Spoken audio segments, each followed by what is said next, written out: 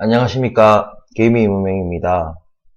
다시 또 새로운 한 주가 시작이 됐습니다.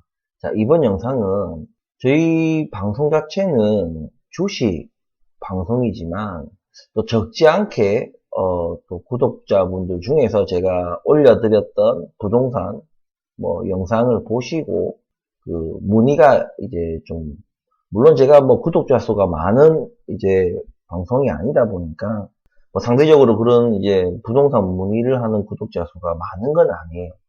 하지만 그냥 우리 적은 구독자분들 가운데 주식에 관련돼서 문의를 하시는 분들과 부동산 관련된 문의를 하시는 분들의 어떤 비중이 절대 주식 그 관련된 문의를 주시는 구독자 수보다 그 못지않게 부동산 문의도 좀 주시고 있어요.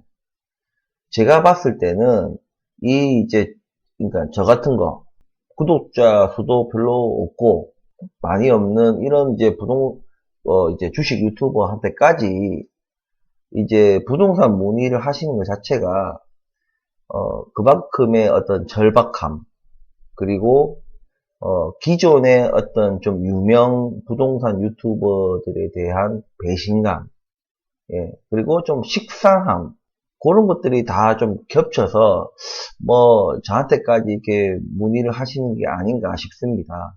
오늘은 그 부동산 얘기를 좀 하고, 그리고 프레스티지 바이오 파마 얘기를 조금 해보려고 합니다. 시청하시기 전에 구독과 좋아요 부탁드리겠습니다. 자, 먼저 부동산 얘기를 할 건데, 야, 무슨 주식 유튜버가 무슨 부동산 얘기냐, 부동산 전문가들도 지금 다 틀리고 있는데 이런 생각을 하실 수도 있어요. 제가 일단은 제 방송에서 추구하는 거는 경제의 전반적인 얘기를 다루고 싶지만 어떻게 방송을 하다 보니까 좀 주식 위주로 얘기가 흘러가는 것 같아요. 그래도 제가 간간히 부동산 영상을 조금씩 올리고 있고 얘기를 좀 나누고 있습니다. 저도 부동산 쪽으로 해야지, 정확한 차트와 어떤 전문적인 자료를 가지고 말씀드리지는 않아요. 근데 오늘 영상은 그 구독자분들의 문의의 어떤 답변격으로 제가 조그만 자료를 가져와서 그게 곁들여서 제가 좀 설명을 좀 해보려고 합니다. 자, 최근에 이제 부동산들이 지금 떨어지고 있죠. 지금 바로 이 부분입니다. 지금 보시는 이 차트는 상승률 차트예요. 예, 상승률 차트. 그러니까 여기 보면은 여기 제가 빨간 선으로 이렇게 대충 끈 이 선이 0이에요. 0. 상승률 0. 보합, 동결 똑같다. 이렇게 보시면 되는 거죠. 예. 이 빨간 선 위에 부분이 이제 상승했다고 보면 되고, 이 아랫 부분이 이제 하락했다고 보시면 되는 거예요. 대충 제가 빨간색 대충 끄었는데 얼추 맞는 거 잘 끈 것 같아요. 아무튼 지금 상승률 차트, 우리가 근데 아파트 우리가 가격으로 보자면 차트가 대충 이럴 겁니다. 예, 정확하진 않지만 대충적으로 차트는 보통 이렇게 서서히 우리가 한 13년도 한 2013년도를 본다면 이게 쭉 오르다가 이렇게 되는 차트고요. 그죠? 이게 오는 시점이 이제 코로나 지나면서 이게 저금리, 제로금리, 제로금리라고 하죠. 요 시기쯤 될 겁니다. 차트가 이제 좀 과하게 그렸나? 하여튼, 이래요. 하여튼. 이거는 이제 그냥, 아파트, 그냥 가격이라고 보시면 될 것 같아요. 아파트 가격. 자, 근데 지금 이제 여러분들이 이미 지금 이제 하락이라는 거에 대해서 지금 하락하고 있죠. 하락하는 거에 대해서는 아무도 이제 반론은 제기하지 않습니다. 아니다, 일부는 아직 오르고 있다, 하락거래는 그냥 일부만 그렇게 되는 것이다, 이런 이제 논란이 있을 수 있는 그런 짧은 시절이 있었는데, 이제 그런 시절이 지났고, 이제는 상승론자든 하락론자든 전부 다 지금 부동산이 하락 중이라는 것에 그 어떤 팩트에는 반론을 제기하지 않고 있다. 하지만 여전히 상승론자들은 약간 이런 하락을 조정 수준, 조정이라고 하는 수준의 하락으로 보고 있고, 하락론자들은 이제 아니다, 훨씬 더 많이 떨어진다라고 얘기를 하고 있습니다. 굉장히 이제 뭐 주택을 이제 아파트를 가지고 있으신 분들은 굉장히 혼란스럽고, 특히나 좀 고점에서 가지고 계신 분들은 지금 마이너스 나신 분들도 조금 일부 있죠. 예. 근데 여러분들, 우리가 부동산과 주식이 뭐 같이 동행을 하느냐, 어느 정도는 동행을 한다고 볼 수 있지만, 최근에 우리가 부동산도 지금 주식 차트도 이거 비슷하죠. 이렇게 쭉 오르다가 코로나 때 엄청난 돈이 풀리면서 이제 제로 금리로 풀리면서 엄청나게 올랐지 않습니까? 근데 지금 엄청나게 떨어졌잖아요. 그죠? 거의 이제 이 코로나가 터지기 전후 시절까지 떨어졌잖아요. 그죠? 근데 아파트는 조금 다를 겁니다. 조금 다를 거예요. 왜냐면 아파트는 좀 지저분하니까 지울게요. 아파트는요, 이 우리 삶의 삶, 우리 인생과 우리 삶과 굉장한 밀접한 그 관계가 있기 때문에 주식이랑은 좀 다릅니다. 주식은 거의 그냥 100%라고 얘기해도 과언이 아닐 정도로 투자의 개념이에요, 주식은. 근데 아파트는요, 삶의 삶. 물론 투자도 개념은 어느 정도 있죠. 투자도 있지만 기본적인 그 베이스는 우리의 삶과 밀접하고, 내가 사는 곳이에요. 내가 같이 우리 가족들과 밥 먹고 애들 키우고 쉬고 자고 어떤 외부에서 하루 종일 힘든 하루를 보내고 내가 쉴 수 있는 집이란 얘기예요. 우리 집. 그런 곳이 아파트. 그래서 100% 투자의 개념인 주식과는 좀 다르다, 이거죠. 근데 지금 우리가 이렇게 해서 쭉 오르다가 지금 이제 하락으로 가고 있는 이런 시점인데, 그러니까 주식은 완전 쭉 오르다가 이렇게 되는 거예요. 뭐, 좀 과도하게 그랬지만, 어쨌든 이렇게 쭉 빠집니다. 왜? 100%가 투자 개념이기 때문에 투자성이 떨어지면은 다 던지는 거예요. 아파트는 투자 개념보다는 삶이라는 그런 게 더 크기 때문에 물론 전적으로 내가 살고 있지 않고 투자한 게 있어요. 근데 어때요? 그 투자한 그 집에 내가 안 살 뿐이지 누군가는 살고 있을 거 아닙니까? 월세든 전세든. 무슨 얘기인지 아시겠죠? 나의 삶과는 상관이 없다 하더라도 그 세입자들의 삶이 또 거기서 어떤 인생을 살아가고 있다는 거죠. 그래서 주식하고 아파트는 기본적으로 조금 성질이 다르다. 예, 이것을 일단 먼저 말씀을 드릴게요. 그래서 지금 아파트는 지금 주식처럼 이렇게 안 돼요.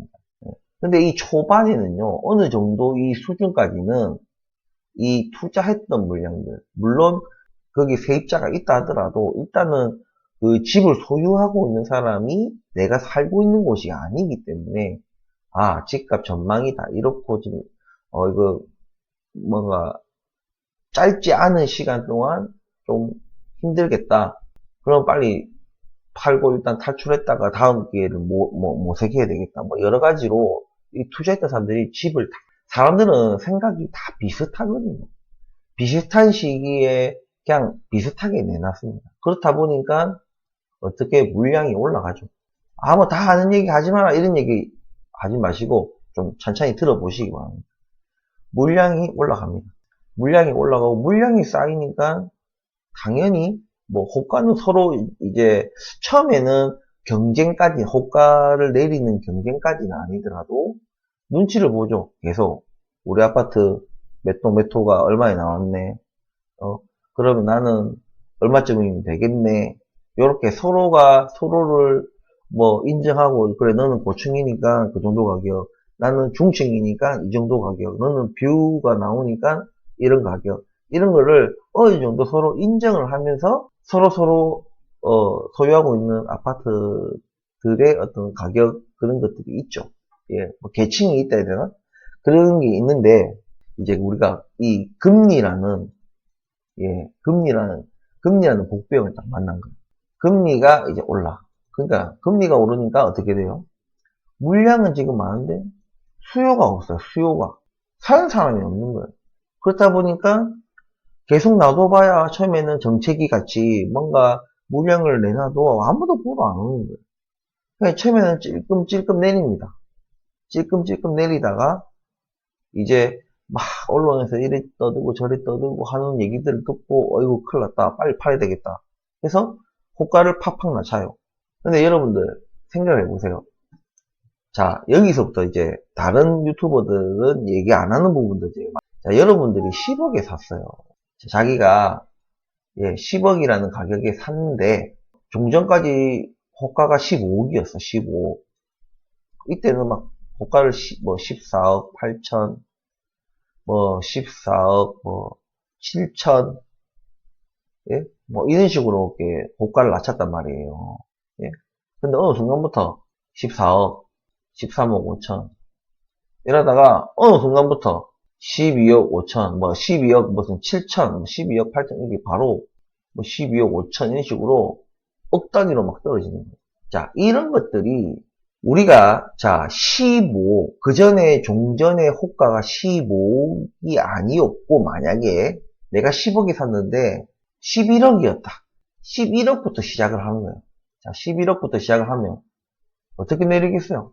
10억 8천, 10억 5천 진짜 이렇게 막 촘촘히 내릴 거 아닙니까? 10억 뭐 7천, 6, 5천 아니면 아예 톡 깨놓고 그냥 10억이라고 해, 그러니까 뭐 손피 2천 뭐 이래 놓고 예? 손피 2천 자기가 10억이 샀기 때문에 퍽퍽 못 낮춰요.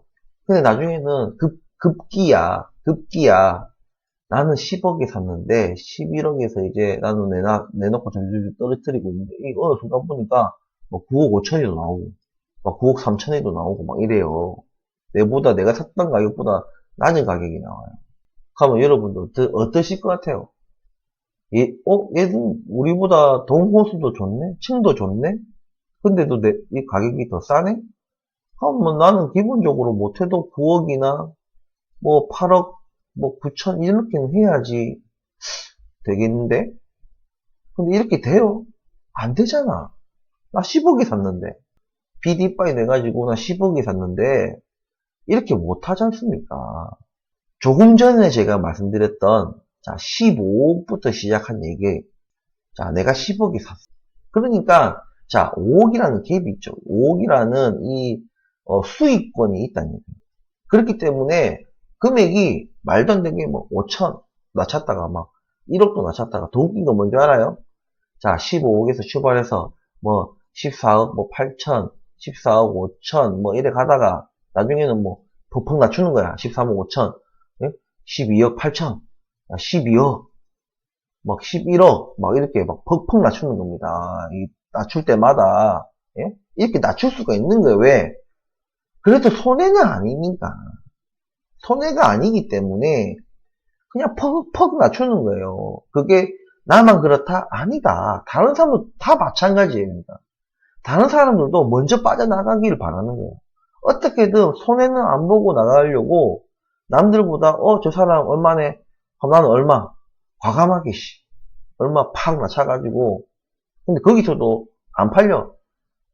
혹 진짜 사는 사람이 있다면 거기서 또 몇천 더 깎겠죠. 어쨌든 이렇게 하다가 웃긴 게 뭐냐면 11억 했다가 정부에서 무슨 대출 규제 완화 뭐 이런 거 있잖아요. 뭐 재건축 심의 뭐 완화 뭐 이런 거 뉴스가 딱 뜹니다. 하면 웃긴 게 뭐냐면 11억 내놨다가 12억.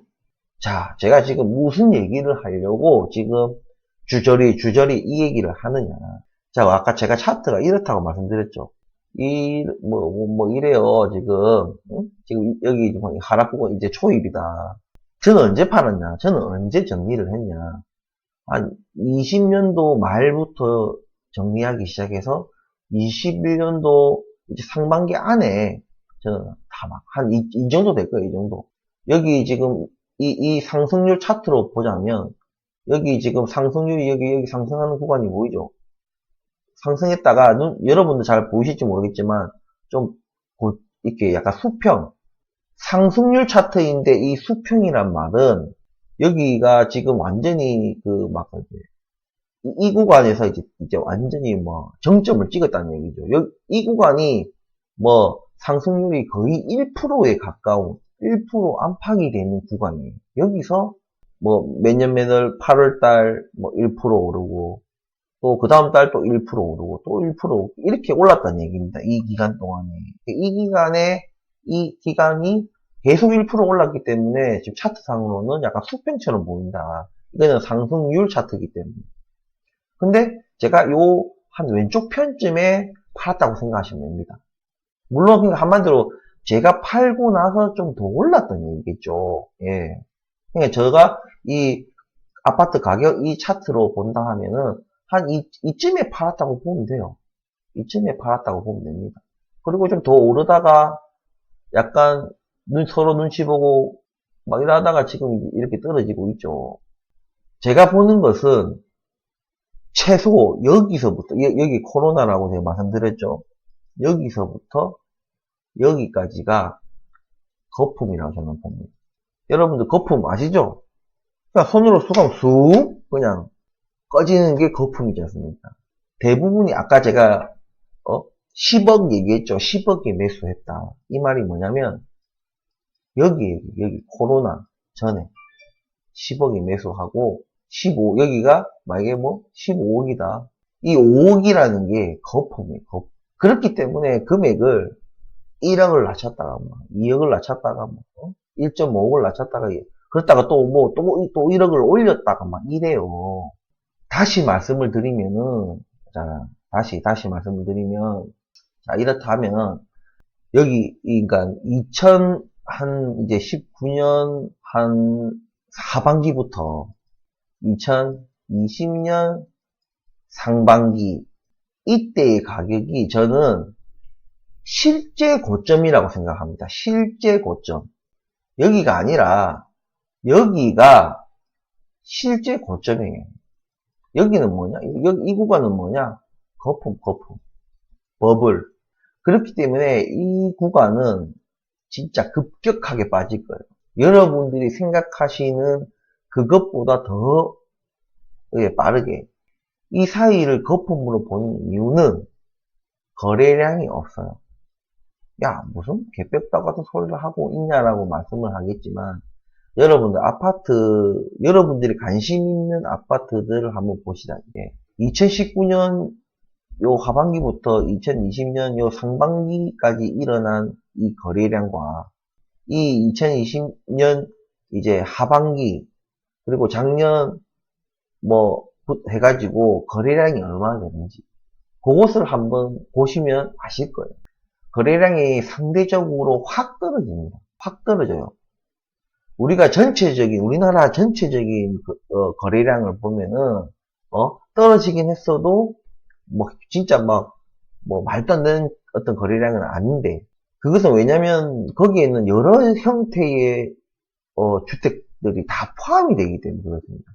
아파트 내가 그냥 관심 있는 아파트도 아파트 나름이에요. 아파트도 뭐 나홀로 아파트도 있고 이제 신규 분양하는 아파트도 있고 뭐 재건축도 있고 여러 가지가 있잖아요. 그런 어떤 형태가 있기 때문에 도시형 생활 숙박도 있고 오피스텔도 있고 여러 가지들이 있어요. 제일 깔끔하게 보는 것이 여러분들이 내가 관심 있게 보고 있는 아파트. 그 아파트가 웬만하면 그 지역에 좀 대단지고 좀 대표할 수 있는 아파트라면 충분합니다. 그 아파트의 요 기간에 따른 거래량을 한번 그냥 실제 실거래가 일어난 걸 한번 보셔야죠. 한마디로 이 급격한 상승에는 거래량은 상대적으로 현격하게 없고 성큼 올랐어요. 아파트가가 이전에는 아파트 가격이 오를 때 촘촘하게 올랐어요. 촘촘하게. 뭐 6억 7천, 뭐 6억 8,500, 뭐 7억 1,000, 뭐 500, 뭐 이런 식으로 굉장히 촘촘하게 올랐는데, 요서부터는 거품 구간 안에서도 여러분들 계속 좀 지저분히 다시 그릴게요. 이 거품 안에서도 이 초반과 후반의 가격 오름폭, 여기서는 촘촘하게 오른다 했지만 이게 여기 가파라지는데 여기는 진짜 이렇게 성큼 이렇게 올라요. 몇 억씩 막 올라요. 거래 일어날 때마다 막. 근데 여기 상대적으로 그래도 이 급상승 초반에는 여기보다는 덜하게 그래도 약간 터벅터벅 이렇게 올라가는 거예요. 여기는 촘촘하고. 그래서 그 19년 하반기부터 20년 이제 상반기까지가 한 이 정도 보시면 될 거예요. 한 그러니까 이쯤이 평균은 여기겠죠. 평균은 여기겠지만 대략적으로 범위로 잡으면 한 요 정도가 이제 실제 최고점이었다. 여기서 사신 분들도 많겠죠. 있겠죠. 근데 이분들은 사실 그냥 거품 가격, 어느 구간에 사셨든 거품 가격에서 사신 거예요. 여기서부터 여기까지는 완전히 이제 뭐 이런 말씀 드리기 그렇지만 호구 같은 뭐 그런 가격에 사신 거예요. 자기가 호구가 된 거예요. 근데 철저하게 투자의 입장에서 가시는 분들은 이번 하락장에서 막 지금 던지기 바빠요. 예, 왜냐면 내가 살 곳이 아니기 때문에. 그렇기 때문에 이 19년 하반기 그리고 20년 상반기 여기가 실제 최고점이다. 이 실제 최고점이라는 이 지점까지는 하락이 굉장히 가파르게 내려올 겁니다. 그러니까 요 사이에 자기가 샀다 하면 무조건 내상 가격에서 마이너스 나는 겁니다. 이 거품은 그냥 꺼져요. 그냥 이것은 진리예요. 그는 무슨 경제에 뭐가 와도 있잖아요. 이거는 무조건 그렇게 돼 있습니다. 왜? 이 상승은 자 우리 제로금리로 왔잖아요. 제로금리 무슨 주택 무슨 뭐 공급이 적었다 무슨 규제를 너무 많이 해서 그렇다 이게 다 아니에요. 규제도 아니고 뭐도 아니에요. 그냥 제로금리 금리 때문에 그런 거예요. 돈이 미친 듯이 많이 풀리고 내가 그냥 내 신용과 내 벌이와 예? 내가 이것을 상환할 어떠한 계획이 없어도 그냥 내가 살 집에 그냥 80% 대출해 주는 거예요. 그냥 80%는 기본이고 막 90%까지도 막 대출해 주는 거예요. 그냥. 내가 10억이 있으면요. 다른 10억짜리 아파트를 5채에서 10채를 살 수 있다는 얘기예요. 그러니까 당연히 아파트 가격이 이렇게 되는 거예요. 그러니까.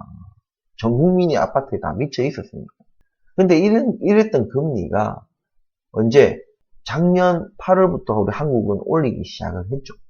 미국은 3월부터고. 근데 그 효과라는 게 금리 효과가 짧게는 뭐 6개월, 많게는 한 1년 뒤에 이게 나타날 수 있다는 얘기예요. 본격적인 효과가. 뭐 누구는 이제 짧게는 3개월도 얘기하는데 3개월은 아니고 짧게는 한 6개월이면 이게 효과가 나타난다는 거예요. 그런 텀을 생각해 봤을 때 예? 금리가 일어났던 이제 우리나라는 이제 작년에 8월 그리고 미국은 올해 3월 지금 거기서부터 왜냐면 그때도 처음에 올릴 때는 그래도 여전히 저금리였기 때문에 그냥 0.5%에서 0.25 올려봐야 0.7이고 0.75고 뭐 1%고 여전히 저금리였던 거예요. 그러니까 상승할 때도 이런 구간이 존재를 하는 거예요. 근데 지금은 제로였던 금리가 우리나라는 기준금리상 3%고 미국은 지금 4%예요. 시중금리로 따지자면 우리가 원래 제로 진짜 뭐 1% 후반대에 막 1.9% 이런 것도 있더라고요. 제가 보니까. 근데 2%대가 제일 많았죠. 예? 아니면 3% 안팎. 요 정도였어요. 근데 지금 금리가 어때요? 대출금리가. 지금 그냥 뭐 8%대 얘기하는데 8%대 지금은 그렇게까지는 안 하고 그냥 5%대라고 보시면 될 것 같아요. 약 한 2배 정도 올랐잖아요. 그냥. 근데 이거는 어디까지나 있잖아요. 어디까지나 굉장히 정상적인 어떤 생활을 하고 있는 분들, 그런 분들에 한해서 이 정도예요. 근데 여기서 이제 신용, 뭐, 그런 차이가 있겠죠. 예, 거기서 아래 위 폭이 있을 겁니다. 자, 중요한 것은 우리 가계부채 얘기 많이 하죠. 자, 가계부채가 지금 당연히 이렇게 오르면서 급격하게 가계부채가 또 올랐을 거예요. 그러면은, 자, 우리가 간단하게 여러분들 이해하기 쉽게, 자, 2%일 때 내가 5억을 빌렸어. 근데 또 아파트 사고 팔고, 근데 사고 팔면서 이게 다음 아파트 살 때는 더 비싼 아파트를 사요. 더 싼 아파트 안 삽니다. 상승기에는. 그죠? 그러다가 이제 팔고, 자, 팔고 수익을 봤어, 이때. 살짝 수익을 봤어. 이제 욕심이 나는 거지. 그러면은 또 아파트 가격이 이제 더 비싼 아파트를 사다 보니까 대출이 더 늘어나는 거야. 그래도 괜찮아. 저금리니까. 자, 2%대에 뭐 7억을 대출하고, 또 2%대에 뭐 8억을 대출하고, 더 디테일하게 얘기하면은 이것이 뭐 이제 그냥 2%대, 2%대, 2%대 하기 좀 그런데 뭐 그냥 우리 3%, 뭐 3.5%, 뭐 2. 뭐 3%, 2.5%, 이자는 점점 낮아지고 대출은 늘어나지 않습니까? 예? 왜냐면 우리의 임금, 소득이죠, 소득. 우리 소득은 중요한 것은 일정해요. 그냥 일정합니다. 보통 우리 그 맞벌이, 부부 맞벌이 하면은 보통 뭐 세후 한 800? 그 정도 보면 될 것 같아. 한 700? 800 정도면 뭐 평균 정도가 되지 않겠나. 예. 이 벌이는 이 사이에 큰 변화 없어요. 끼끗해봐야 뭐 그냥 우리 매년 올려주는 그 몇 프로 얄궂은 그 임금 상승률밖에 안 되겠죠. 그러니까 월 수입으로 따지자면 그냥 이 범위에서 이 기간 동안에 큰 차이 없다는 얘기예요. 임금은 일정해. 근데 대출은 늘어나는 거. 대출이 늘어날 수 있었던 것은 뭐냐? 이자가 싸지니까, 금리가 낮아지니까, 예. 어찌 보면 이 사람들이 내는 이자는 똑같은 거예요. 내가 대출을 이렇게 더 많이 내도 금리가 낮아지니까 결국에 내는 이자는 비슷비슷하더라. 근데 이게 나중에 만약에 우리가 좀 극단적으로 10억까지 대출을 이렇게 하면 완전히 뭐 이제 1억 1.9%뭐 후반대 2% 초반 2.1%뭐 이렇게 금리가 완전 낮을 때 이렇게 10억의 대출을 냅니다. 여전히 이자는 비슷해. 이게 뭐 3. 몇 프로의 5억에 대한 뭐 이자를 낼 때나, 예? 뭐 1.9%의 10억에 대한 이자를 낼 때나 뭐 별반 차이 없어. 물론 원금은 좀 차이는 있겠죠. 하지만 이자적인 면에서. 왜냐면 투자자의 입장으로 보기 때문에, 예, 원금 갚는 거는 그냥 내가 받은 건 돌려주는 그런 거라 생각을 하고, 이자는 내가 어떤 비용이라고 생각을 하는 거예요. 내가 투자를 하는 데 있어갖고 어떤 비용, 그런 개념이었기 때문에, 우리가 이 이자만 이제 감당을 하면 된다라는 그런 개념이 있었던 거예요. 자, 근데 여러분들 여기서 이제 딱 생각해 보세요. 자, 10억을 이렇게 빌렸는데, 이제 금리가 오르기 시작합니다. 자, 1.9%, 2.1% 이런 게, 뭐, 2.5%, 2.5%. 근데 여전히 난 10억이야. 3% 10억이야. 3.8% 10억이야. 4% 10억이야. 5% 돼도 여전히 10억인 거예요. 그럼 어떻게 되겠어요? 5%의 10억이니까 이 사람들이 자기들이 감당해왔던 그 이자를 몇 배가 지금 되는 이자를 내야 되지 않습니까? 지금 이런 현상이 일어나고 있는 거예요. 거기에 더해서 거기에 대해서 이자는 오르고 물가 오르고, 그러니까 우리가 뭐 먹고 그리고 애들 학원 보내고 뭐 이런 어떤 물가가 오른 거예요. 당연히 그럼 지출이 더 많아지겠죠. 내 임금은 그대로인데, 임금은 짜다실이 오르지도 않는데 임금은 그대로인데 이자 확 늘어나고 물가 확 높아지고 뭐 기름값도 오르고, 그죠? 모든 게 다 올라. 임금은 계속 그대로인 거예요. 임금은 그냥 똑같아. 근데 이자 오르고 물가 오르고 그나마 투자했던 아파트 가격은 떨어지고 떨어진 가격은 안 팔리고 이러니까 어떤 복합적인 문제가 일어나는 거예요. 복합적인 문제. 야, 이런 얘기는 다 한다.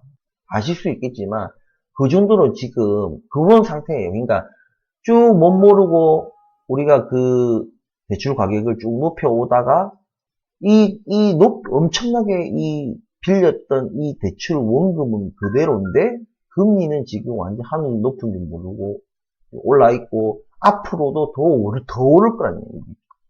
이거는 못 갚아. 왜? 아파트를 팔아야 이거를 갚는 건데, 아파트가 지금 팔리지도 않고, 지금 내가 진짜 팔려면은 뭐, 진짜 엄청나게 낮춰야 되는데, 그러려면은 그냥 앉은 자리에서 그냥 몇 억 까먹는 거예요. 그러니까 거기서 엉거주춤, 어? 머뭇하는 사이에 또 더 떨어진 거야. 아, 이제는 뭐, 지금 내가 팔면은 그냥 어마어마한 손실. 내가 평생 일해도 못 모을 돈만큼의 손실을 입는 거예요. 이러지도 저러지도 지금 못하고 지금 무명계좌 먹기로 이 맞벌이 하던 이 7, 800 하던 이 부부는 남편은 대리운전 투잡 뛰는 거지. 대리운전 뛰고 마누라는 뭐 저녁마다 뭐 주말마다 뭐 예?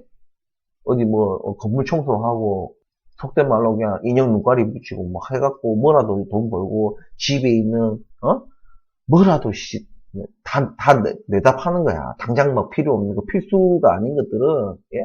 다 그냥 중고시장에 당근이나 이런데 다 내다 파는 거야. 왜? 버틴다고 생각하는 거야. 버텨야 된다. 이제는 내가 이것을 감당하지 못하기 때문에 안 된다. 이 손해는 내가 절대 확정 지을 수가 없다. 이거. 우리 주식으로 얘기하면은 처음 물린 거예요. 한마디로. 주식으로 얘기하면 처음 물려있는 거야. 이러지도 저러지도 못하는 거야. 매도 타이밍 놓치고 그냥 처음 물려있는 거야. 뭐 괜찮아 하는 인간들 얘기 듣지 마세요.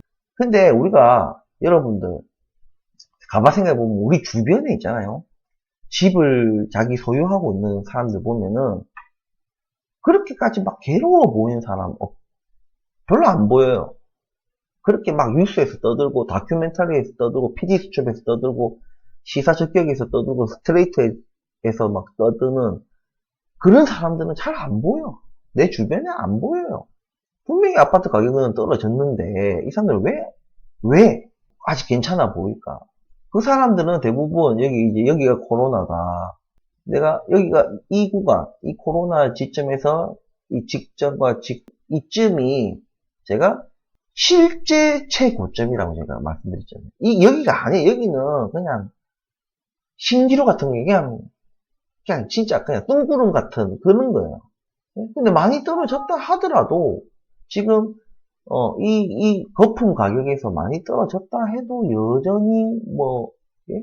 이 수준인 거예요. 이 수준. 자기들은 여기서 산 거예요. 아직 여유가 있다 이거지.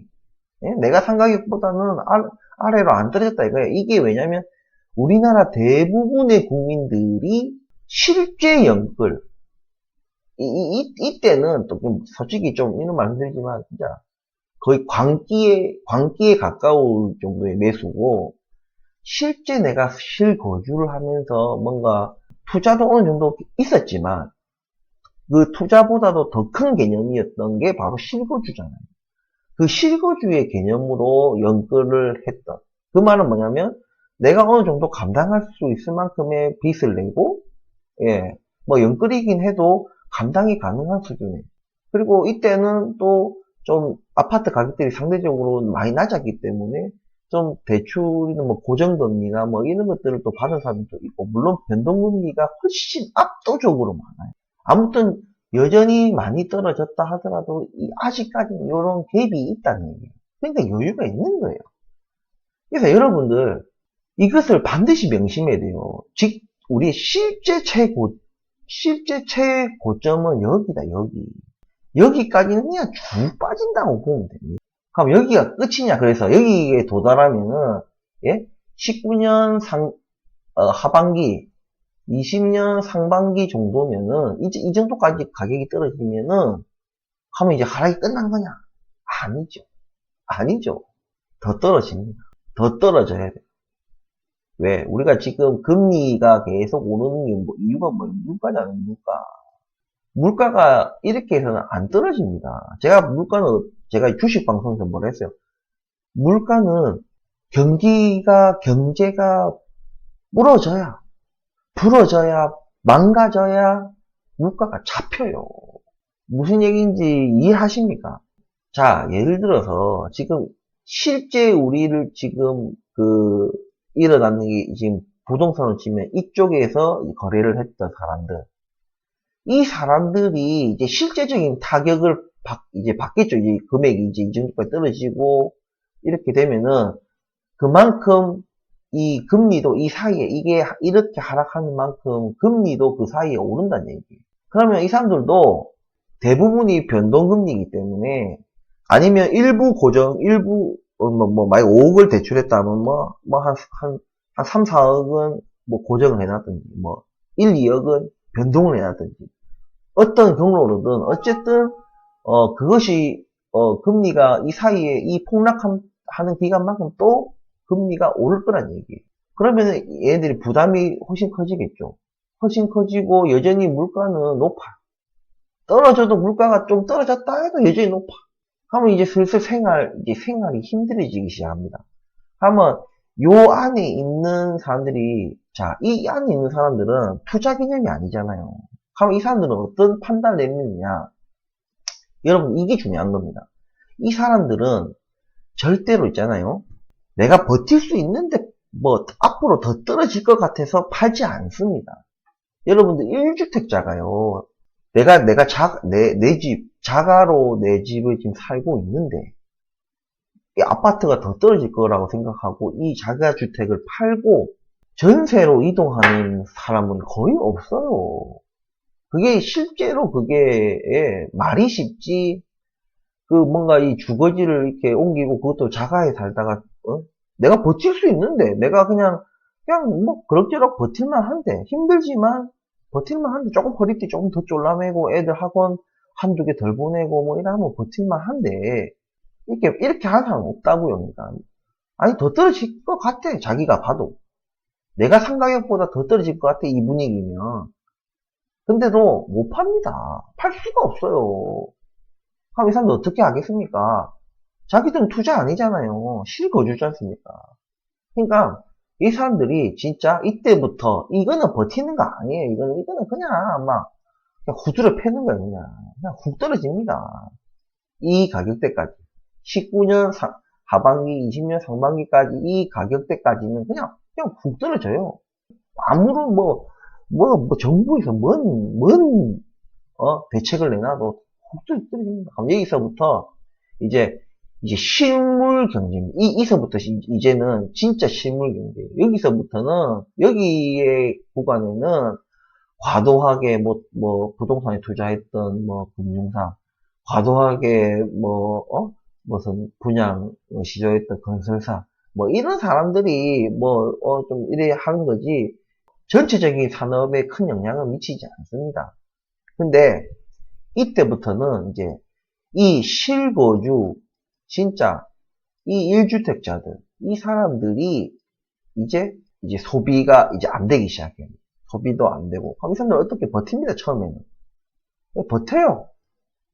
근데 이 사람들이 팔아야 되는, 그러니까 내가 안 팔고 싶다고 안 파는 게 아니라 버티다 이제 팔아야 되는 지경이 되는 거예요.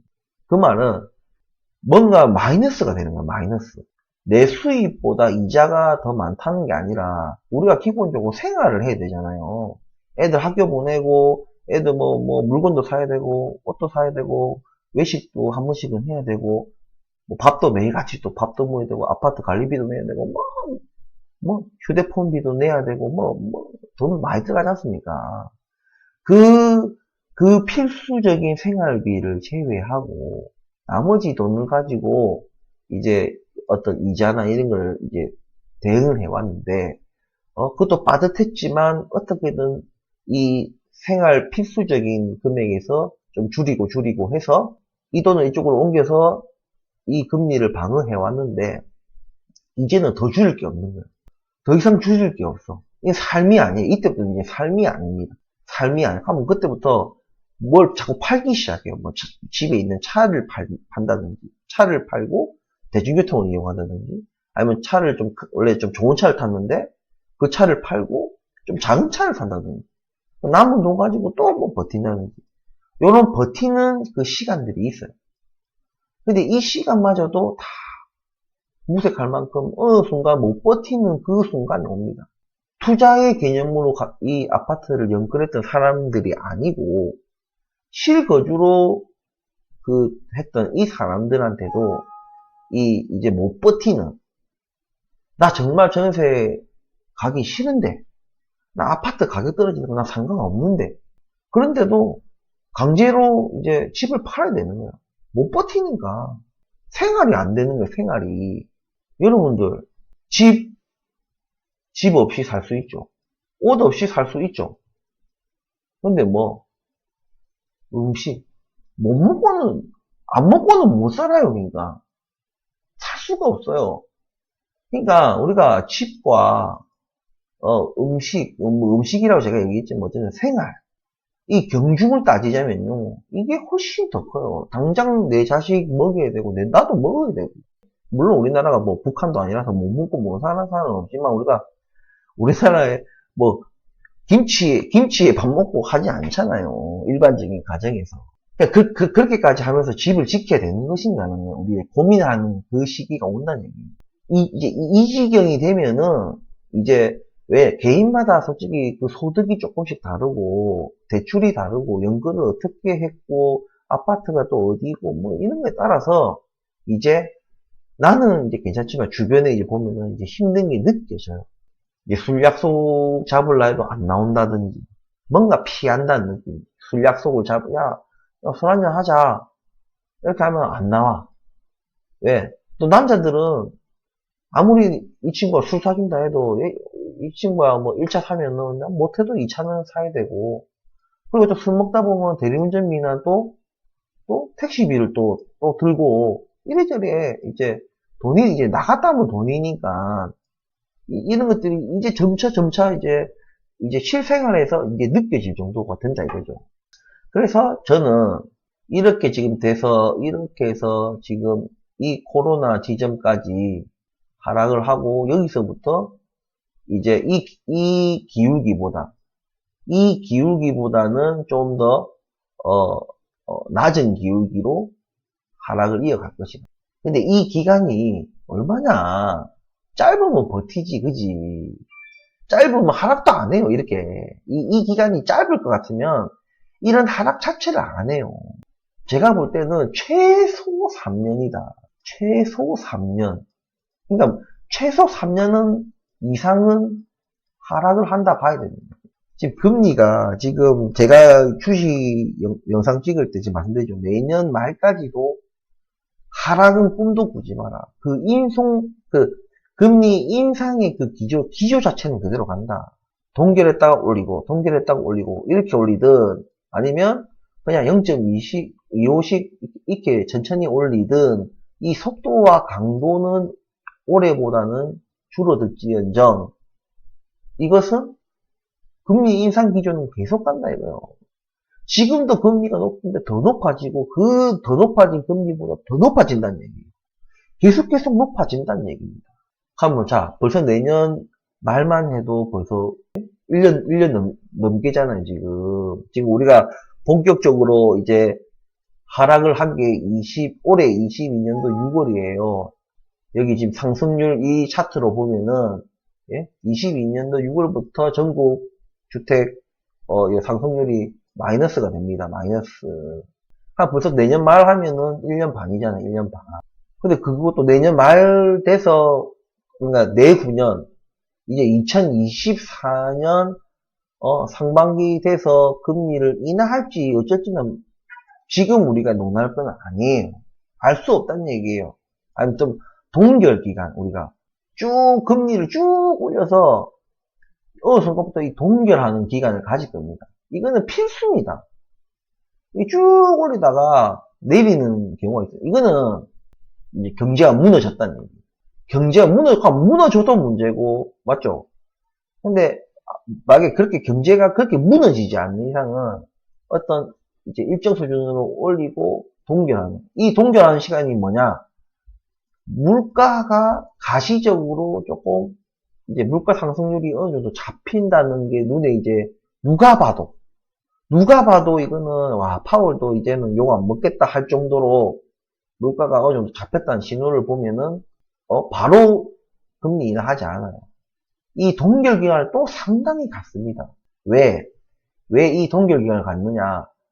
제가 효과가 언제 나타난댔어요. 금리 효과가 자 이게 딱 이제 동결을 하기 시작했어. 여기서 6개월에서 1년 정도는 돼야지 효과가 나타난다 그랬잖아요. 하면 6개월에서 1년 일단은 봐야 되는 거야. 근데 효과가 나타나는 거니까 효과가 나타나고 나서 또 봐야 될 거 아닙니까? 그러면은 다시 6개월 1년에서 다시 6개월 1년 정도를 이렇게 본다는 얘기예요. 1년 뒤면 6개월이잖아요. 이게 6개월에서 1년 뒤에 효과가 나타나고 그 효과 나타나고 나서 사회의 어떤 현상을 여러 가지를 봐야 되기 때문에 또 6개월, 1년 정도를 본다면은 예? 짧게는 1년, 이게 6개월 하면은 1년, 길게는 2년, 평균 1.5년, 1.5년 하면 3년이잖아요. 그죠? 근데 이건 어디까지나 최소예요. 최소. 정말 이게 느긋하게 잡은 게 아니고요. 보수적으로 정말 최단기. 그래서 제가 최소 3년 동안은 아파트 가격이 하락을 한다는 얘기입니다. 이 3년이 언제부터? 22년 6월부터 3년간 25년 6월까지는 최소, 이건 최소예요, 최소. 근데 여기서 우리나라가 어떻게 뭐 정책을 대응을 하고 우리나라가 어떤 방향으로 가고 또 대통령이 누군지에 따라서 이제 우리나라 무슨 경제 방향이라든지 뭐 여러 가지 이제 정책들이 있을 거 아닙니까? 거기에 따라서 이게 3년으로 끝날지 5년으로 끝날지 10년이 될지 이게 중요한 거예요. 이걸 이제 정부가 잘못 운영하고 그러니까 산업의 전반적인 방향을 잘못 잡은 일본 같은 경우가 이제 잃어버린 40년이 된 거예요. 얘네들이 지금 이 40년, 우리 잃어버린 40년이라 하는데 이 40년이 아니라 처음에 뭐 5년, 뭐 2년, 3년, 5년 할 때 얘들이 잃어버린 40년이 될지 알았겠습니까? 무슨 얘기인지 이해하시겠죠? 예? 우리는 지나고 나서 일본을 우리는 보지만, 예? 얘네들이 처음에, 이제 경기 침체가 오고, 이제 디플레이션이 오고, 예? 이게 이렇게 40년이 갈 줄 알았겠냐는. 우리가 코로나 처음 터지고 나서 코로나가 이렇게 길게까지 갈 줄 누가 아는 사람이 없었던 것처럼 아무도 모르는 거예요. 이게 3년이 될지 5년이 될지 10년이 될지 20년이 될지 알 수 없는 거예요. 이것을 지금 그냥 너무 섣불리 야 우리 일본처럼 된다라고 얘기하는 사람도 잘못된 거예요. 예? 일본처럼 또 안 된다라고 또 단정 짓는 사람도 잘못된 거예요. 지금 상황에서는 우리가 지금 맞닥뜨려야 되는 것은 최소 3년간은 하락을 한다고 우리가 파야 되는 거예요. 그래서 이것을 그냥 단순하게 버틴다라고 얘기하면 안 되는 거예요. 버틴다는 말 자체가 웃긴 거예요. 버티긴 뭘 버텨요, 그게. 버틸 수 있다는 것은, 그냥 버티지 않는다는 얘기예요. 무슨 말이냐면, 버틸 수가 있다. 그러니까, 내가 지금 이 금리 인상과 부동산의 하락을 버틸 수 있다. 버틸 수 있다는 것은 내가 뭔가 그걸 처리가 가능하다는 얘기죠. 오른 금리나 이런 이자를 내가 처리 가능하고, 학원비 오르고, 장바구니 물가 오르고 해도 내가 그거 감당할 수 있다는 얘기예요. 그래서 이거는 버티는 게 아니에요, 그냥. 이걸 버틴다고, 그냥 버틸 수 있다는 것은 곧 버티지 않는다는 거예요. 버틴다는 말을 쓸 때는요, 어떤 건 진짜 꼴딱꼴딱 하는 거예요, 진짜. 우리가 아파트 난간에 우리가 매달려 있다 생각해 보세요. 야, 이제 구출팀이 올 거야, 조금만 버텨. 그때 버티는 거예요. 총각을 다투는 거예요.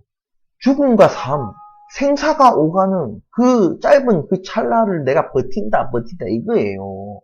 어떤 위기가 왔을 때 그 위기가 순간적으로 오는 거예요. 순간적으로 팍 왔을 때 내가 그걸 버티냐 안 버티냐는 거예요. 그 말은 회복이 금방 된다는 얘기입니다. 위기가 왔어도 금방 이제 회복이 되기 때문에 그 짧은 순간을 내가 버티냐 안 버티냐, 그때 버틴다는 말을 쓰는 거예요. 이렇게 무슨 3년 동안 지금 하락을 하고 이제 할 건데 이거를 버틴다는 말 자체는 말이 웃긴 거예요. 못 버텨요. 못 버티는 사람은 그냥 못 버티는 거고, 버틸 수 있다는 사람들은 버티는 게 아니에요. 그냥 자기들은 그냥 먹고 살만한 거예요, 그냥. 무슨 얘기인지 이해하시겠죠? 야, 근데 네 말은 어디까지나 3년 동안 하락을 한다는, 그 하락한다는, 최소 3년 이상 하락한다는 전제하에 그 얘기 아니냐. 예. 제가 말씀드렸잖아요. 우리가 지금 이 시점에서 바라봐야 되는 것은, 우리가 지금 이게 얼마나 하락이 얼마나 갈 거냐는 것이 지금 최대 관심사잖아요. 우리나라 아파트, 부동산 이런 거. 근데 제가 앞에서 설명드렸듯이 그 금리, 이 금리라는 것은 물가, 환율, 뭐 국가 경쟁력, 뭐 산업, 뭐 모든 것들의 총체예요. 이 금리라는 것은. 근데 이 금리라는 것이 한쪽으로 한 방향으로 딱 방향을 잡으면요. 그게 무슨 뭐 6개월, 1년 뭐 이렇게 이게 방향을 트는 게 아니라고요. 절대 쉽게 금리는 방향을 틀지 않습니다. 그게 왜냐면 나중에 더 큰 그 위기가 될 수 있기 때문에 이번에 이거 제대로 하지 않으면은 정말 진짜 말할 필요도 없는 엄청난 대공황, 예? 뭐 그런 것들이 오고 진짜 다 쫄쫄 굶고 쓰레기통 뒤져야 되는 그런 상황이 올 수 있다는 얘기예요. 다 모든 것이 너무 심하게 회복이 안 될 정도로 망가질 수 있다는 얘기입니다. 그래서 여러분 자꾸만 오늘 내일 이번 달 다음 달 올해 말 내년 초 자꾸 이렇게 시야를 좁게 생각하시면 절대 안 될 문제입니다. 예? 뭐 대출 규제를 뭐 어떻게 했니 뭐 저는요 지금 DSR을 지금 40%잖아 지금 묶어놨잖아. DSR 40%를 묶어놨기 때문에 지금 대출 규제를 완화해줘도 이거 효과가 없다. 예. 저는요 DSR 풀어줘도 있잖아요. DSR까지 풀어줘도 아무 효과 없어요. 이 고금리에는 돈 안 빌립니다. 그리고 여전히 아파트 가격은 아직도 엄청나게 우리가 소득 대비 굉장히 높은 수준이기 때문에, 아직도 떨어졌다 해도 높은 수준이기 때문에, 이 아파트 사기 위해서는요, DSR을 완화해줘도, 규제를 완화해줘도 많은 돈을 빌려야 되고, 그 많은 돈에 이 고금리를 감당할 수 있을 만큼의 우리가 소득이 안 됩니다. DSR 풀어줘도 안 돼. 근데 이게 DSR까지 풀어줬는데도 안 되면 문제가 뭐냐면 나중에 우리가 가격이 이렇게 돼서 나중에 이렇게 여기까지 내려온다 했잖아요. 이제 여기서부터 이제 실제 이제 거주자들이 이제 죽어나지 않습니까? 이때 뭔가 정부가 대책을 내놓은 거 아닙니까? 대책이 없어. DSR까지 다 이미 이때 무슨 처방을 내려도 아무 효과가 없어. 여기다가 다 전부 다 모든 카드 다 끄집어낸 거야. DSR까지 다 끄집어낸 거예요. 이제는 뭐 더 해줄 게 없어. 그냥 요모모 다 맞아야 되는 거예요. 그러니까 지금은 여러분들 지금 이제 여기에요. 이제 여기에요. 그래서 아직까지는 이 사람들이 아직 이런 어떤 자기가 샀던 금액대랑 아직 차이가 있거든. 여유 부리는 거야, 한마디로. 웃을 수 있는 거야, 아직까지는. 그런 사람들이 훨씬 지금 여기서 징징 짜는 사람들보다 여유 있는 사람들이 훨씬 많은 거예요, 지금은. 근데 이제 여기까지 오면 어떻게 된다? 이제 전 국민이 징징 짜기 시작하는 거야, 전 국민이. 근데는 이미 여기서 이제 더 이상 정부가 꺼낼 카드가 없어. 근데 그 카드라 해봐야 미미해, 그러니까. 이미 큰 카드들을 이제 필살기 같은 카드들을 이미 이런 데서 다 쓸 거예요, 그러니까. 왜 지금 또 이제 보수 정권이기 때문에 여기 도달하기 전에 이미 여기서 다 쓸 겁니다. 그래도 뚫릴 거예요. 그러면 나 1주택자인데 이거 팔아야 되냐, 그래서 본인의 판단이죠. 제가 말씀드린 이 주택이라는 것은 삶이에요. 내가 좋은 동네, 좋은 아파트 살다가 안 좋은 내가 살던 아파트, 내가 살던 동네보다 안 좋은 아파트, 안 좋은 동네, 그리고 자가로 살다가 전세로 갔을 때 그곳에서의 삶이 예, 저 같은 경우에는 똑같아요. 저는 똑같이 생각할 수 있어요. 그렇기 때문에 저는 얼마든지 내가 1주택자건 5주택자건 10주택자건 나는 다 팔고 나는 할 수 있는데 저는 이쯤에서 다 팔았다고 말씀드렸잖아요. 지금은 저 부동산 아무것도 안 가지고 있어요. 제가 부동산 얼마나 많이 가지고 있었냐에 대한 얘기는 해봐야 제 자랑밖에 안 되기 때문에 그건 제가 말씀 안 드리겠지만 지금은 제가 전세 살고 있습니다. 근데 저는 지금 전세 살아도 내 집에서 살다가 다 팔고 지금 전세에 와서 살아도 우리 가족은 너무 행복하게 잘 살아요. 이런 분들은 과감하게 파시라 이거예요. 특히나 아직까지 내가 현재 호가보다 조금 과감하게 낮추더라도 내가 이득이다. 이런 분들은 과감하게 파시고 전세나 월세 가시라는 얘기예요. 그리고 이때 기회가 오면 이때 사시라는 얘기예요. 이때 보고. 근데 이런 말씀을 드리고 싶어요. 이런 분들 있잖아요. 이렇게 됐잖아요. 그러면 여기가 이제 코로나다. 요 구간 있으면은 자 이게 코로나 터졌고 여기 전후로 해서 이렇다 보면은 이 코로나 이때 이제 19년 이제 중반 하반 요쯤에 사신 분들은 이쯤에 사신 분들은 막 그렇게까지 연끌하지 않았고 뭐 내가 좀 어느 정도 아니 그 사이에 좀 소득이 바뀌었다든지 해서 괜찮다 하신 분들은 팔지 마시고 이 가격 이하로 안 떨어진다는 얘기가 아니라 떨어지더라도 제가 주식에서 얘기하는 말 실익이 없다. 우리 여러분들 아셔야 되는 게 이때는요 가격이 지금에 비해서 상대적으로 굉장히 낮아요. 대충 뭐 한 5, 6억 많아도 한 5억에서 한 7억 사이 요때가 이때는 무슨 12억, 15억, 10억 이래요. 여기는 예? 이랬던 가격이 이래 된 거예요. 이게 5억, 7억까지 떨어진다는 얘기예요. 근데 이제 5억, 7억에서 이제 더 떨어지는데 이게 뭐 2억이 되겠어요? 1억이 되겠어요? 그죠? 그러니까 여기서 더 떨어지더라도 뭐 한 3억도 심하다. 한 3.5억에서 한 5? 5? 5.5? 5억이나 6억 정도? 이 정도로 돼요. 그러니까 5억에 샀던 사람이 떨어져서 뭐 3.5억이에요, 만약에. 예를 들어서. 근데 이 사이를 내가 팔고 뭐 다시 산들 뭐 세금하고 뭐 이래저래 하면 무슨 큰 실익이 있을까? 오히려 실거주하는 실익이 더 크다 이거죠. 그냥 떨어져도 내가 이 5억에 샀고 6억에 샀고 이런 사람들은 여기서 이 시기에 그러니까 이 당시에 19년 상반기부터 20년 하반기까지의 자기가 주택가격 구매 가격이 예? 5억에서 뭐 6억 정도다. 예? 이 정도면은 여기서 더 떨어진들 뭐 3.5억에서 예? 뭐 한 5억 정도까지 떨어지겠죠. 여기서 실익이 별로 여기서 이제 내가 팔고 사더라도 실익이 없다 이거죠.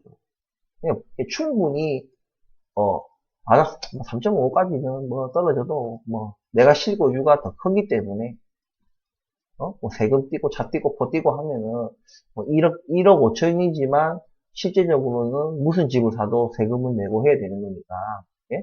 1억의 갭을 본다면 사고 팔면서 내는 세금들부터 해서 하면 1억 뭐 손해 보더라도 실거주가 더 크다 이렇게 될 수 있는 거예요. 이런 분들은 안 파시는 게 맞아요.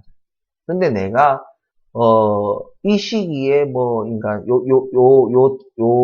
하려면 약간 좀 20년 좀 하반기나 20년도 뭐 중반 아니면 뭐 하반기 정도 이 정도에 샀던 사람들은 예? 여기 어딘가에 샀던 사람들은 아직 자기가 수익 구간이라 하면 파시는 것을 추천드립니다.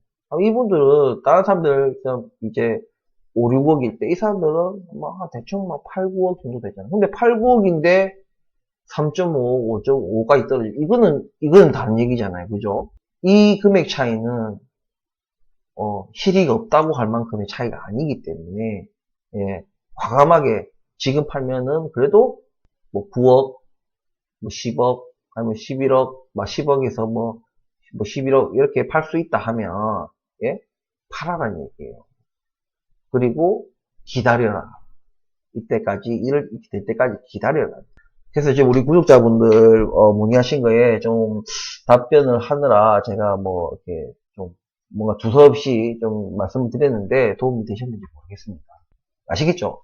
자, 그렇게 이해를 하시고 긴 영상 끝까지 시청해 주셔서 감사하고, 뭐 문의사항이 있으시면 댓글이나 이메일로 연락을 주시면 제가 또 다음 영상에 그런 것들 취합을 해서 또 올릴 수 있는 것들은 또 영상에 올리도록 하겠습니다.